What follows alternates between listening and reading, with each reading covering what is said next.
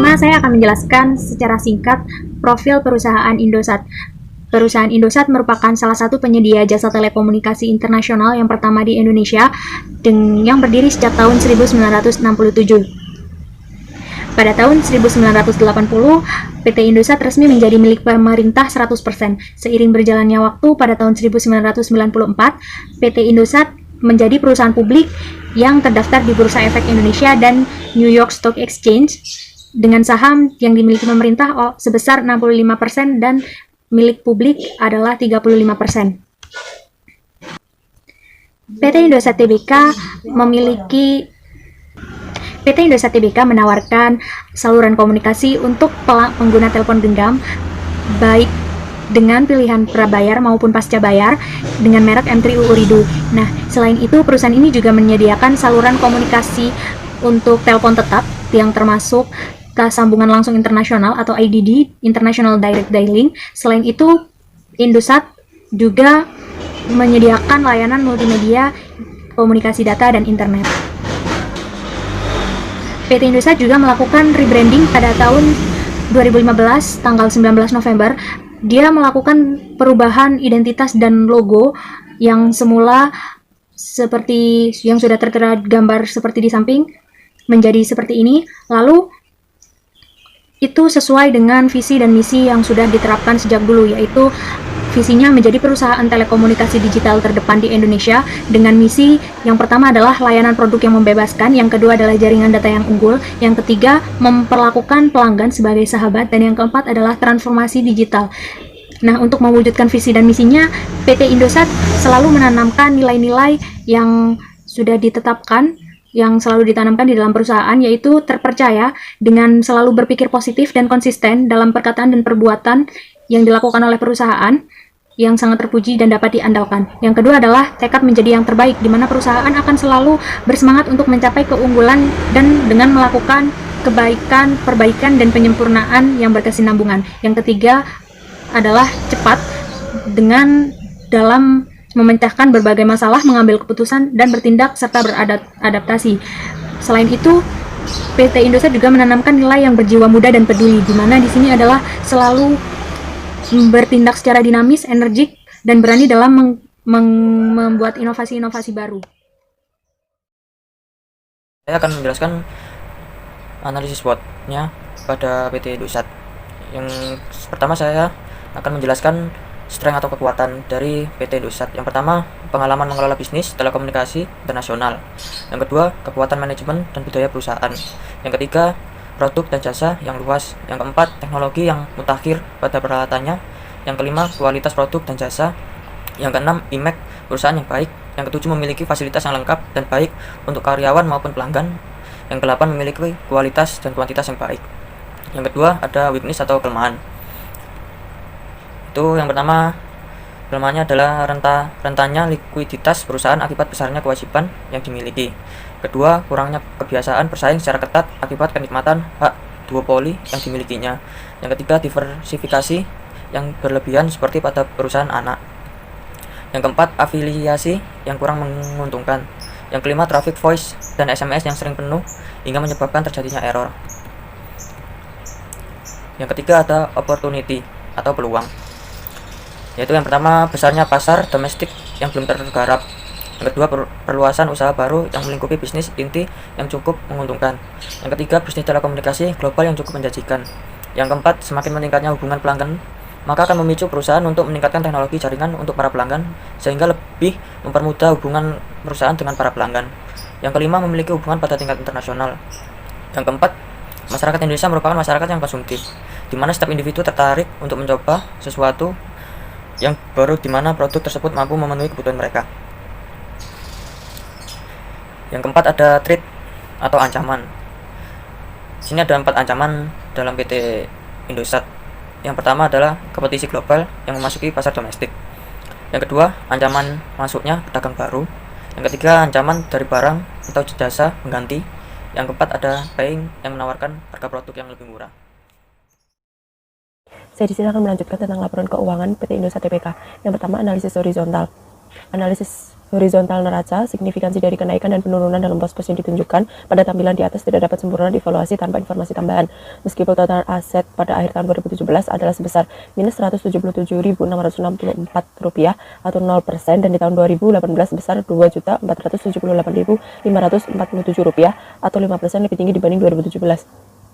Di tahun 2017, total kewajiban berkurang sebesar Rp816.078 atau 2,22%, dan sedangkan di tahun 2018, kewajiban bertambah 12,61%.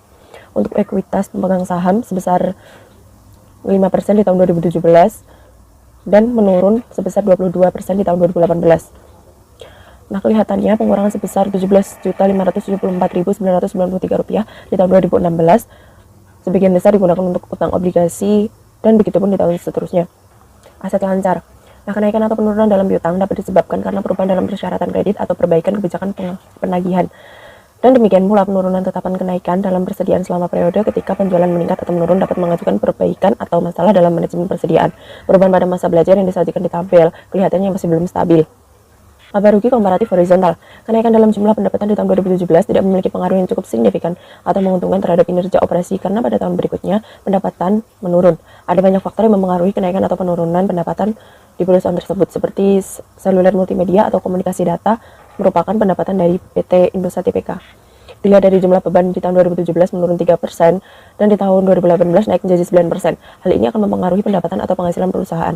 Nah, sedangkan untuk laba rugi perusahaan dan diilusikan yang dapat diatribusikan kepada pemilik entitas induk sebesar 3% di tahun 2017 dan 112% di tahun 2018. Analisis vertikal. Yang pertama, vertikal neraca. Perubahan persentase yang utama dalam aset PT Indosat Tbk adalah kategori aset lancar dan aset tetap. Aset lancar naik menjadi 19% di tahun 2017 dan di tahun 2016 yang hanya 16%. Akan tetapi 2018 aset lancar turun menjadi 15% saja, dan aset tetap di tahun 2016 77% turun menjadi 71%. Lalu tahun 2017 menjadi tahun 2018 naik menjadi 69%. Pada bagian total kewajiban mengalami penurunan persentase dari 73% di tahun 2016 menjadi 71% di tahun 2017. Akan tetapi pada tahun 2018 terjadi perubahan persentase yang cukup besar, yaitu menjadi 78%. Selanjutnya, ekuitas pemegang saham juga mengalami naik turun di tahun 2016 sebesar 28%, naik 1% menjadi 29% di tahun 2017, lalu mengalami penurunan yang cukup signifikan di tahun 2018, yaitu menjadi 23%. Laba rugi komparatif vertikal. Klasifikasi dari perbedaan persentase antar 3 tahun lalu. Analisis vertikal tersebut dapat disimpulkan bahwa di tahun 2016 pendapatan menurun dari 245% menjadi 230% di tahun 2017 dan terus menurun di tahun berikutnya, yaitu tahun 2018 menjadi 192%. Hal ini juga dapat dipengaruhi dengan berbagai faktor seperti beban atau yang lainnya. Jumlah beban yang dianalisis menggunakan analisis vertikal sebesar 212% dan tahun 2017 205%.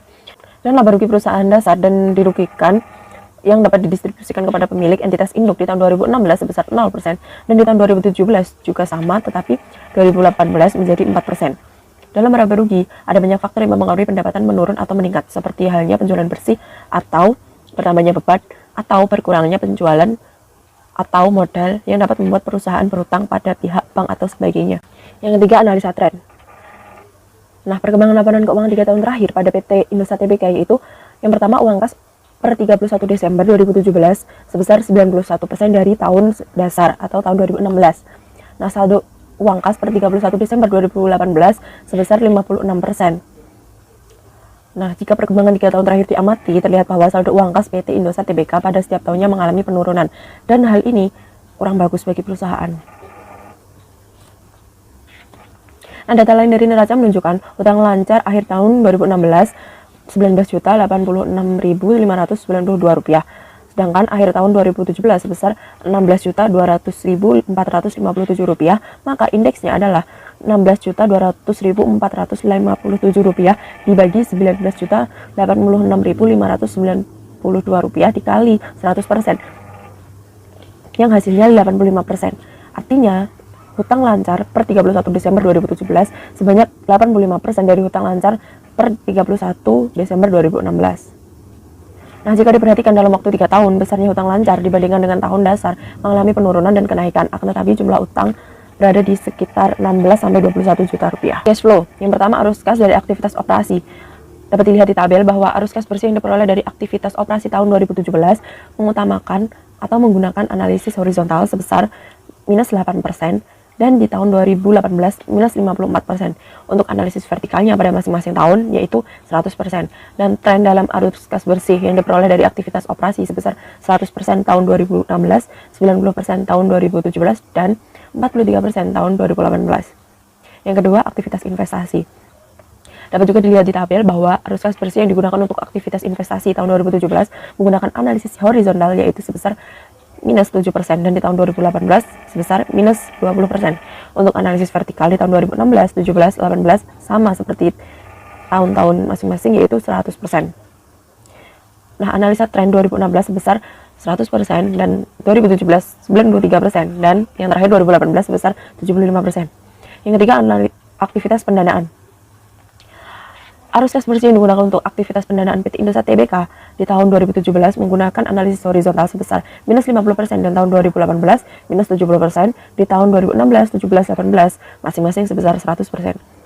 Nah, menggunakan analisis vertikal dan menggunakan analisis tren di tahun 2018 sebesar 100% dan 17 sebesar 50%, serta 2018 sebesar 15%. Selanjutnya, saya akan menjelaskan tentang analisis kebangkrutan dari perusahaan Indosat pada tahun 2016 sampai 2018. Nah, di sini menggunakan metode analisis Z-score revisi karena PT Indosat merupakan perusahaan publik dengan tingkat aset manufaktur yang sedikit, sehingga analisanya cocok menggunakan analisis Z-score revisi. Nah, dari perhitungan analisis Z-score revisi diketahui hasilnya pada tahun 2016 menunjukkan nilai Z-score-nya 1,935, yang itu berarti bahwa kinerja perusahaan masih belum terlalu baik sehingga dapat dikatakan dalam zona abu-abu dan akan mengalami kebangkrutan atau keuangannya masih belum stabil dan belum aman. Meskipun tidak pasti perusahaan akan mengalami pertumbuhan pendapatan bersih dari tahun sebelumnya. Nah, di tahun 2017 juga masih sama, di mana menunjukkan angka 2,73 yang berarti masih kurang dari batas ketentuan-ketentuan dari Z-score revisi, yaitu 2,90, sehingga perusahaan masih belum keluar dari ketidakpastian kinerja keuangannya atau masih dikatakan keuangannya masih belum stabil, tetapi mengalami pertumbuhan pendapatan yang tipis dan harus keluar dari kondisi ketidakpastian kinerja keuangan. Nah, pada tahun 2018 kinerja keuangan perusahaan sangat menurun drastis karena nilai Z-score yang diperoleh adalah sebesar 0,87, yang berarti berpotensi kuat untuk mengalami kebangkrutan.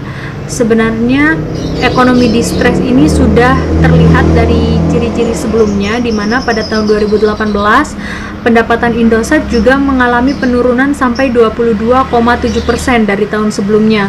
Bahkan pada akhir September 2018 CEO mereka yaitu Joy Wahyudi mengundurkan diri. Hal ini menandakan perusahaan sedang tidak baik pada saat itu. Belum lagi penerapan kebijakan pemerintah yang mengenai registrasi kartu SIM yang menekankan pendapatan perusahaan di sisi pelanggan baru. Nah, sementara itu Indosat dalam keadaan yang tidak baik-baik saja.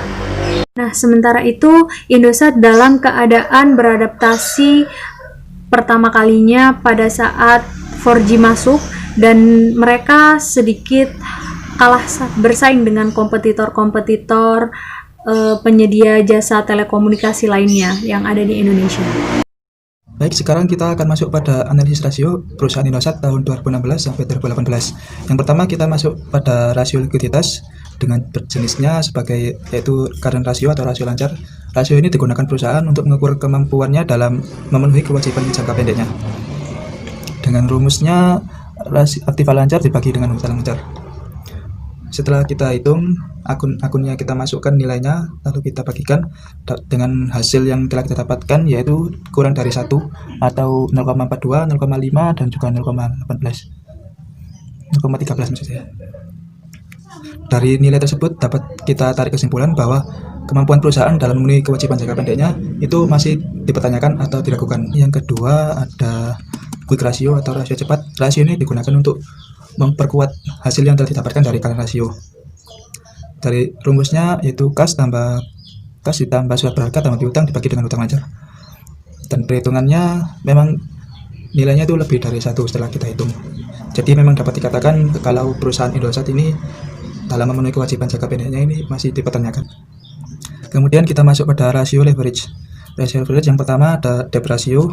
Ini rasio digunakan untuk mengukur seberapa besar aset perusahaan yang dibiayai oleh utang. Jadi seberapa besar sih aset perusahaan ini yang dibiayai oleh utang perusahaan tersebut. Dengan rumusnya adalah total utang dibagi total aktiva. Setelah kita hitung-hitung, ternyata nilai debt ratio pada perusahaan Indosat tahun 2016 sampai 2018 ini sebesar 0,72, 0,70 dan 0,77, dan dapat dikatakan bahwa aset yang dibiayai oleh hutang perusahaan, nilai aset yang dibiayai oleh perusahaan itu sebagian besar adalah dari hutang, karena besaran nilai itu lebih dari 0,5. Kalau kurang dari kalau harusnya kan lebih kurang dari 0,5, sehingga kas ini berada yang dibiayai dari modal sendiri atau pendapatan sendiri. Namun di Indosat sendiri ternyata aset yang dimiliki ternyata ini masih dibiayai oleh hutang dengan tingkat proporsinya lebih dari 50% istilahnya. Kemudian ada debt equity ratio. Ini rasio ini berfungsi untuk menunjukkan proporsi efektif antara ekuitas dan hutang yang digunakan untuk membiayai aset perusahaan. Dengan rumusnya ada total hutang dibagi total modal. Setelah kita masukkan nilai akun-akun yang ada di laporan keuangannya dari tahun 2016 sampai 2018, dapat kita ketahui nilainya berupa 2,5, 2,4 dan 3,4. Setelah itu dapat ditarik kesimpulan bahwa perusahaan sebesar Indosat yang memang kan sudah go public, nilai toleran yang ada dalam rasio ini seharusnya adalah 2 kali, sehingga dapat dikatakan perusahaan tidak dapat menggunakan uang yang cukup untuk memenuhi kewajiban utangnya. Seperti itu. Kemudian yang ketiga dari rasio leverage ini ada long term debt to equity. Rasio ini digunakan untuk mengukur bagian dari modal sendiri yang dijalankan atau yang dijadikan jaminan untuk utang jangka panjang. Dengan rumusnya utang jangka panjang dibagi total modal. Dari perhitungannya dari 2016 sampai 2018 ini 1,23, 2,41 dan 3,3. Dengan analisisnya bahwa seluruh modal perusahaan ini dijadikan jaminan utang. Jadi semua modal yang dimiliki oleh Indosat itu asalnya dari hutang, seperti itu. Kemudian kita masuk pada aset, masuk dalam rasio profitabilitas. Yang pertama ada aset turnover. Rasio ini digunakan untuk mengukur kemampuan aset perusahaan dalam menghasilkan pendapatan dengan rumus penjualan bersih dibagi dengan total aktiva. Nah, dari tahun 2016 sampai 2018, nilai yang kita dapat adalah 0,07, 0,08 dan sama 2018 juga 0,8. Dengan kesimpulan bahwa uang Rp1 yang ditanamkan pada perusahaan akan menghasilkan pendapatan sebesar 0,7 sampai 0,8 rupiah. Seperti itu. Ada gross profit margin. Rasio ini digunakan untuk mengetahui seberapa besar efisiensi perusahaan dalam menggunakan bahan dan tenaga kerjanya untuk menghasilkan keuntungan. Dengan rumus sebagai berikut, laba kotor dibagi penjualan bersih. Nah, kemudian nilai yang didapat dari perhitungan ini adalah 45%, 48,1 dan min 573%, sehingga dapat dikatakan perusahaan tidak mampu mengendalikan biaya produksi dan harga produk penjualannya, karena seharusnya gross profitnya kalau semakin tinggi maka semakin baik perusahaan tersebut. Apalagi kalau kita lihat di 2018-nya ini kan minusnya banyak ya, karena memang pendapatannya sangat menurun drastis di 2018. Artinya memang perusahaan ini sedang tidak bagus di tahun itu, seperti itu. Kemudian yang ketiga adalah net profit margin. Rasio ini digunakan untuk mengukur persentase laba bersih terhadap penjualan bersihnya. Jadi seberapa besar sih laba bersih yang didapat perusahaan dari penjualan bersihnya itu? Dari ini rumusnya dulu yaitu laba bersih dibagi penjualan bersih. Dari perhitungan yang kita dapatkan, yang kita hitung nilainya yaitu 32% sama juga, lalu min 48%. Ini yang tahun 2018 ini memang lagi sangat anjlok Indosatnya ini, sehingga dapat dikatakan perusahaan mendapatkan pendapatan yang sangat rendah, bahkan sangat merugi ya memang, karena 2018-nya ini sangat minus. Kalau sudah minus pasti sudah rugi ya, apalagi kalau laba bersihnya 2016 itu cuma 32%, 32% itu seharusnya sih kalau lebih tinggi lebih baik sih. Baik, terima kasih. Kali ini saya akan menjelaskan keunggulan dari Indosat Ooredoo dibandingkan dengan operator lain atau perdana yang lain. Yang pertama, internet yang luas dan merata. Nah, kebutuhan internet yang saat ini memang dapat dikatakan sebagai hal yang sangat vital. Berbagai kebutuhan serta proses dari kehidupan saat ini sangat lekat dengan yang namanya internet. Nah, dengan kebutuhan tersebut, maka Indosat Ooredoo sadar harus memberikan layanan yang terbaik dengan jaringan internet yang terbaik bagi para penggunanya. Nah, untuk yang kedua, yaitu sisa kuota yang dapat digunakan pada periode berikutnya. Maksudnya apa? Jadi, kalau misal kita masih memiliki kuota yang melimpah ya, tapi terbatas oleh masa tenggang yang hampir habis. Nah, Indosat Ooredoo memberikan layanan dengan data rollover, yaitu memberikan kebebasan bagi para penggunanya untuk mengakumulasi sisa kuota yang ada untuk dilimpahkan ke periode berikutnya. Jadi kita nggak perlu khawatir, kuota yang masih banyak, tapi akan hangus dengan memasuki masa tenggang. Jadi, terus yang ketiga, layanan free streaming. Saat ini streaming sudah menjadi salah satu hobi dan keseharian seseorang dalam memainkan smartphone-nya. Nah, menonton film maupun mendengarkan lagu sudah menjadi hal yang sangat penting di smartphone kita. Untuk itu, Indosat Ooredoo memberikan layanan stream on. Dengan layanan stream on ini, Spotify untuk streaming ribuan lagu dari seluruh dunia dapat dinikmati tanpa potongan kuota. Sama seperti Spotify, kita juga dapat menikmati layanan streaming film di Netflix. Tentu juga tanpa potongan kuota, jadi alias free. Yang keempat ada postpaid. Postpaid itu membuat pengeluaran pulsa terkoordinir. Jadi dengan adanya layanan postpaid ini, kita bisa dengan adanya layanan postpaid ini, kita akan dikenakan biaya yang sama setiap bulannya dan dapat menikmati banyak layanan. Nah, internet dengan kuota besar, gratis streaming hanya menjadi beberapa keunggulan dari banyaknya keunggulan lainnya pada Indosat Ooredoo. Kemudian yang kelima, ada aplikasi Maamki. Nah, dapat membantu Anda mengontrol layanan Indosat Ooredoo. Jadi, dengan aplikasi ini, kita bisa mendownload dulu aplikasi Maamki, kemudian kita bisa mengontrol menunya layanan Indosat Ooredoo itu apa aja. Kita bisa memilih untuk kepentingan perdana kita sendiri. Kemudian yang keenam, ada jaringan 4G terbaik di Indonesia saat ini. Kenapa di sini menyebutkan jaringan 4G terbaik di Indonesia saat ini? Karena Indosat Ooredoo ini merupakan produk lokal yang pasti dia menyesuaikan kultur, terus jaringan di Indonesia itu baiknya seperti apa. Jadi makanya Indosat Ooredoo ini menjadi jaringan terbaik, jaringan 4G terbaik yang ada di